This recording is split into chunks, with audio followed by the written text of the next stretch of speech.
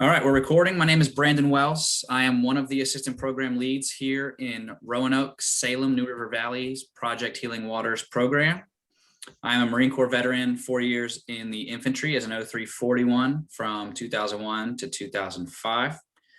I am joined tonight by our program lead, Fred Paddock, and quite a few locals who I know well, and some visitors from out of state, which is also great. We're going to be tying the black ant tonight, dry fly. Looking forward to it. Fred has shared that there's another ant pattern, which is subsurface, kind of fished as a wet, and maybe we could explore that someday. I'm always looking for new variations, so thank you for that, Fred.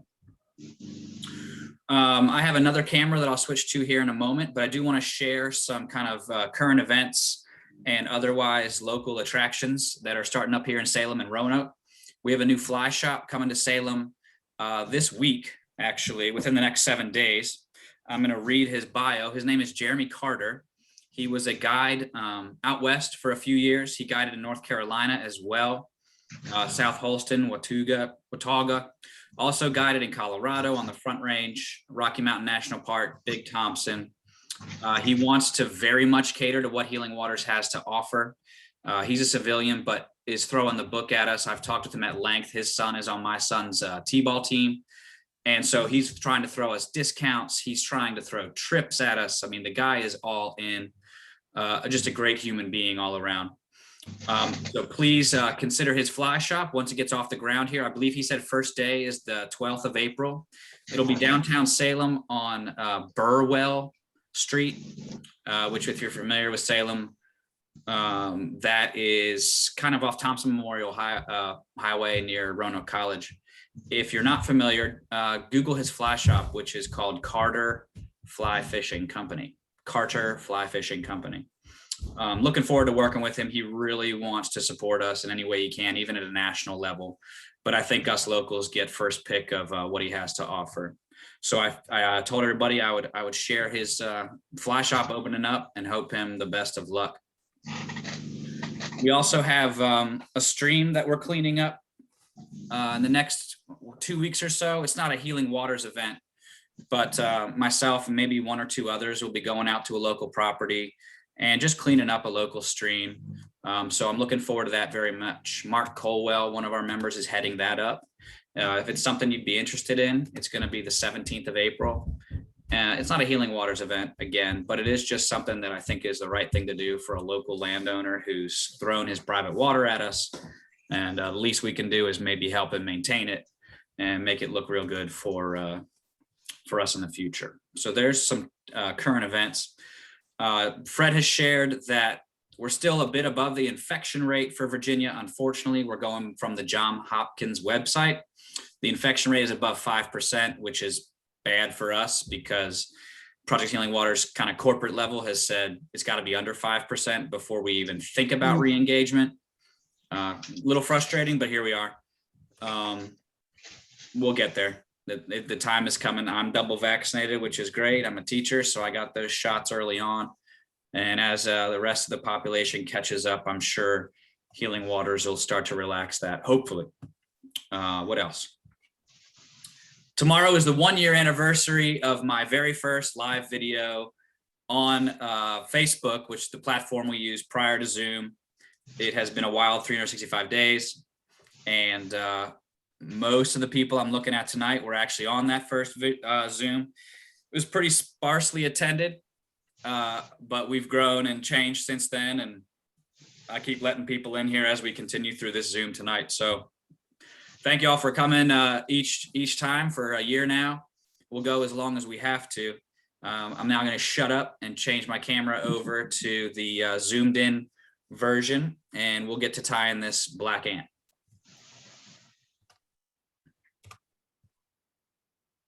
All right. We'll put it on here. All right. I have spotlighted my video there. Hopefully it's coming through clean and clear. If anyone else wants to unmute, you are welcome to do so if you've got something to share. We were going to add some other features to this, so it wasn't just dead air while I tied. We had talked about maybe items that you thought were going to be great on the water ended up completely flopping. We were going to talk about items that you would not leave home without.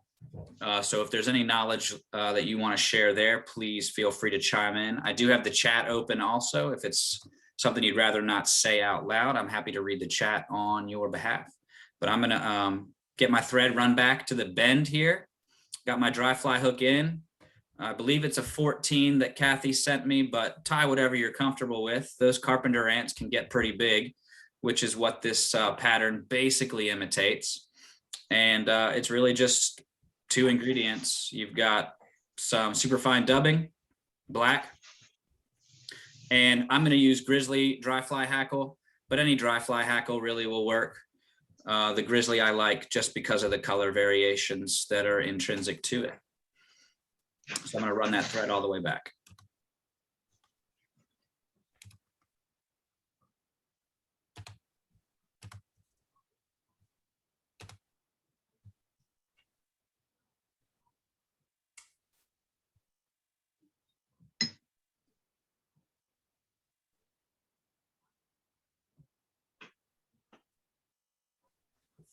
All right, I've got a nice base of thread there for my dubbing to start on.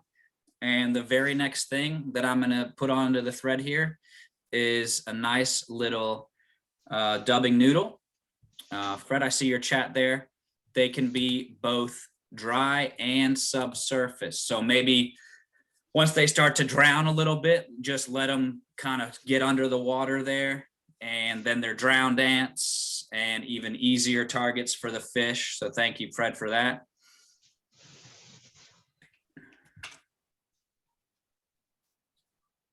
I got a couple more showing up here, Fred, as we talk.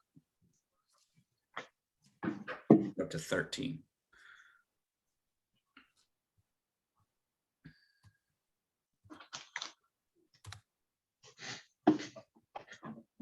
What else? Fred threw some knowledge at us here. Microphone's not working. Ants are great protein that fish don't pass up.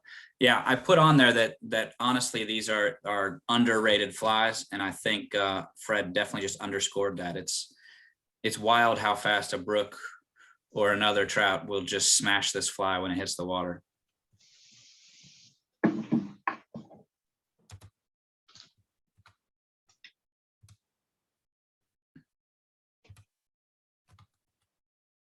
All right, we continue.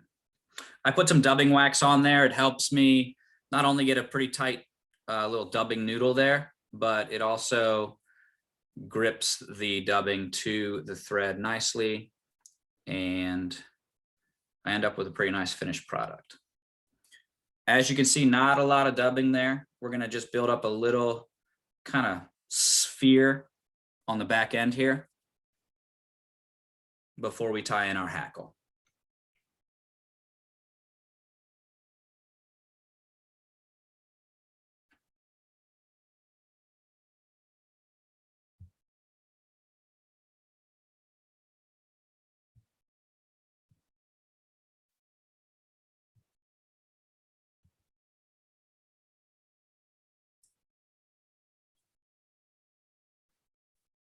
I'll take that right there.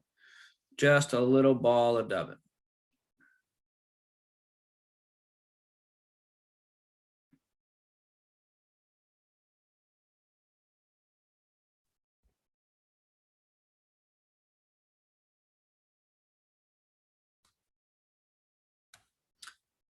I'll let everybody catch up. I see Sayward there working steady.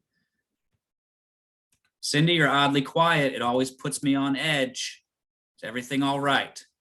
Everything's good. All right. I just don't have all the tying stuff, so I'm watching, learning, and then gonna try them on my own afterwards. That's fair. I'm just glad I can be back and joining you guys again. That's right. All right, so once you've kind of formed a little sphere of dubbing there, we're going to tie in some dry fly hackle. I've run my thread to basically smack dab in the middle of the hook shank. And I'm going to strip off some of the quill to give myself a nice tie-in point. I believe Kathy included both black and grizzly hackle in your kits if you were signed up to get the kits. Again, User preference. I'm partial to the Grizzly just because I kind of like that color variations that it has, but it's up to you.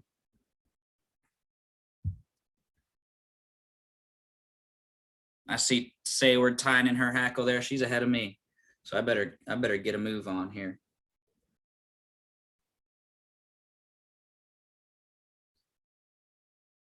Now we're gonna do about 3 wraps with this.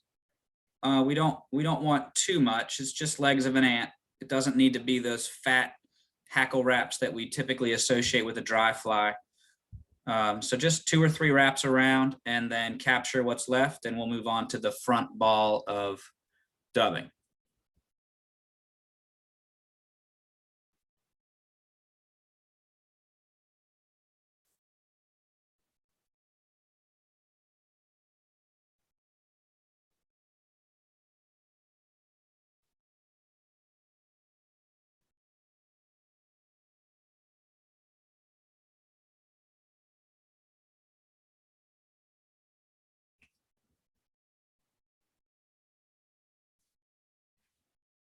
That's looking real good right there.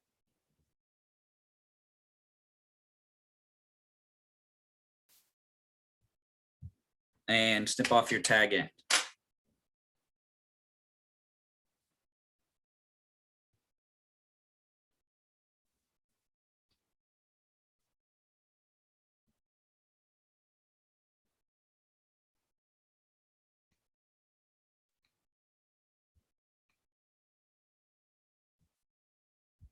Mac, I just saw your question. Sorry, man, I'm behind the ball.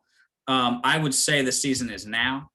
I think ants are basically constant. I don't know a time when ants are just on fire. You know, there's no dead ant hatch. I would say that they just rock and roll. I know Crawshaw has a story where there was an ant hatch on a bridge. Every time a car would drive over, he would see all these rises, and then the fish would kind of calm down until another car drove over, and then there'd be all these rises. And what was happening was the car was shaking off the carpenter ants that were kind of feasting on the old wooden bridge. So that was a pretty neat story. And you know, you just gotta kind of pay attention to your surroundings. But I'm sure if there's a bit of a breeze and things are getting blown around, that these are ending up on the surface inadvertently, and that's a good time to throw it. Fred, want to weigh in? Anybody else who thinks there's a better time than not to throw ants?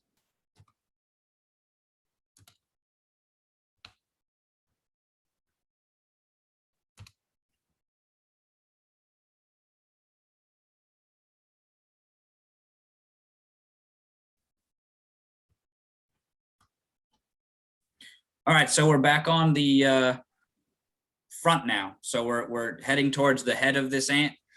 It's going to be identical to what you just tied at the bend of the hook.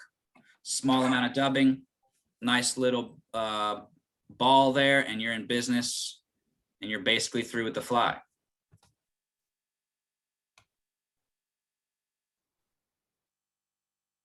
Matt, I didn't see you there. Welcome, sir. You snuck in. Fred says, late spring into summer is best, but fish will eat ants during a trico hatch. So easily confused with those little tiny tricos that come off. Thank you, Fred. Appreciate that.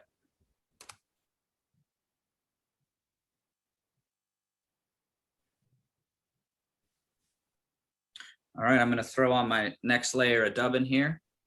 A little bit of wax.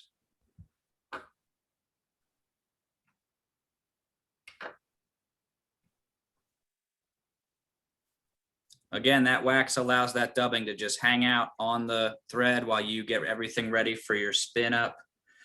So recommend wax added to your arsenal if you don't already have it.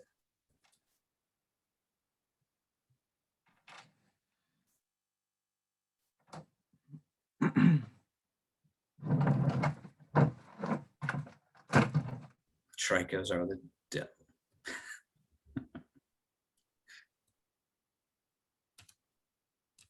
What's between this and the foam type? No difference whatsoever. The foam, I think Cindy typically has those little white tips on them. But personally, They may float a little better. Probably can't fish them wet, as Fred was recommending some of us do. But I would say that there is no real noticeable difference between the two.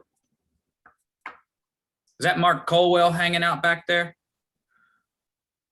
If he's just on audio, I just need to know who I'm dealing with. Or do we have a different Mark?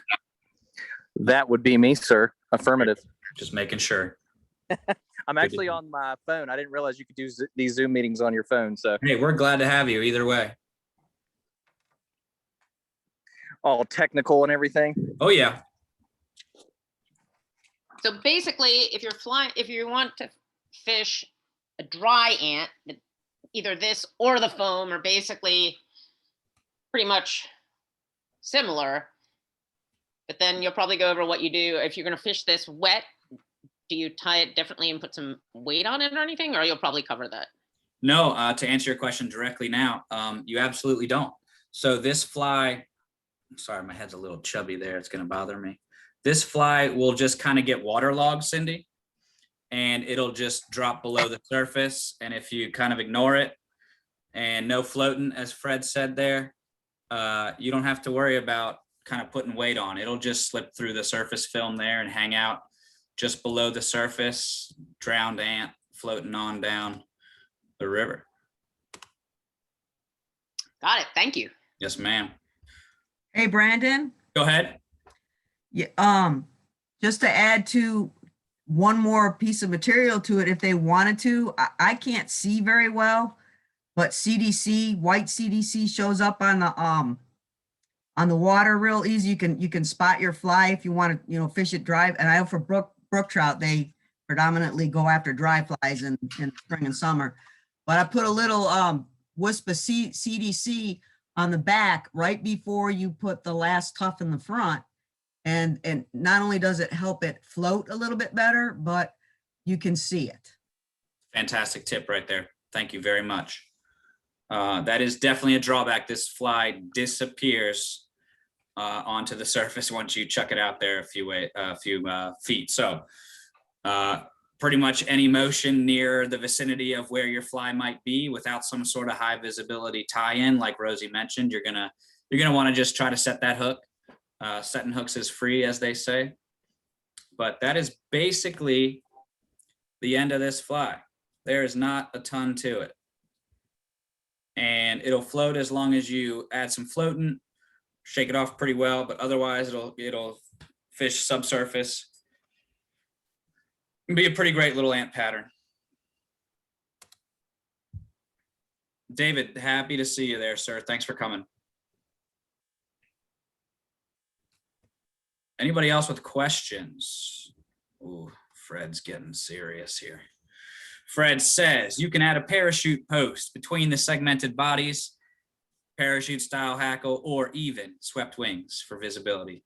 Yep, absolutely. I've also seen some yarn tied in there, some of that neon yarn as kind of a visibility, a hot spot for you to key in on when it is floating on the surface of the water. There are many variants. A lot of those flies, a lot of the ants, as they do mature and go through their life cycle, they will have wings. So it doesn't make any sense to ignore wings on a fly and add some visibility of this kind, because a lot of ants do go through a period of their life where they do have wings.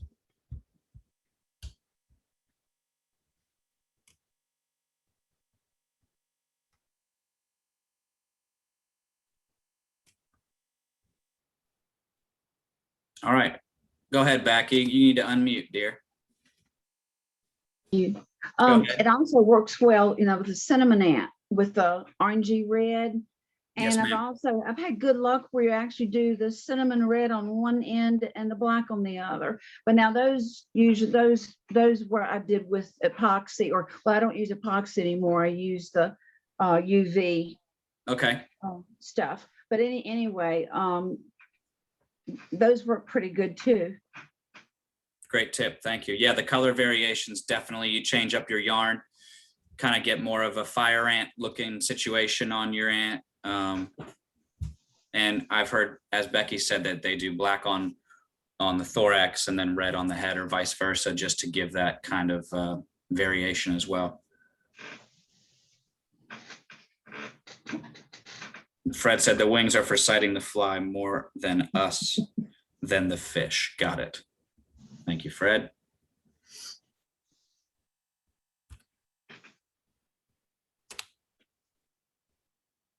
All right, more for us. Got it.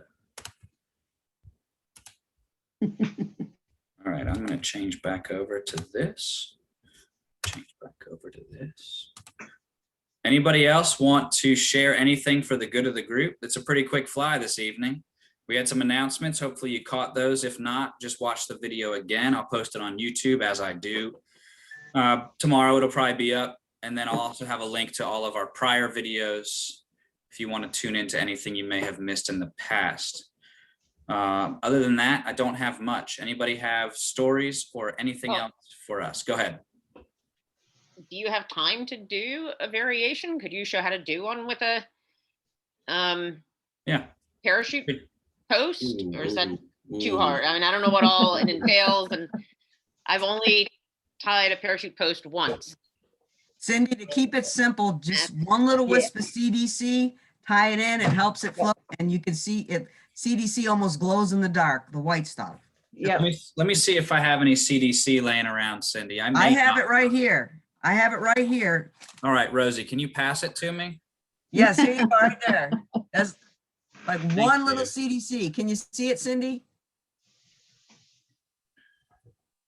And you only use about that much of it. You just tie Yeah. the little thing on the hook shank Use. right after the first little round duff on the back of the hook, and before you do the front of it.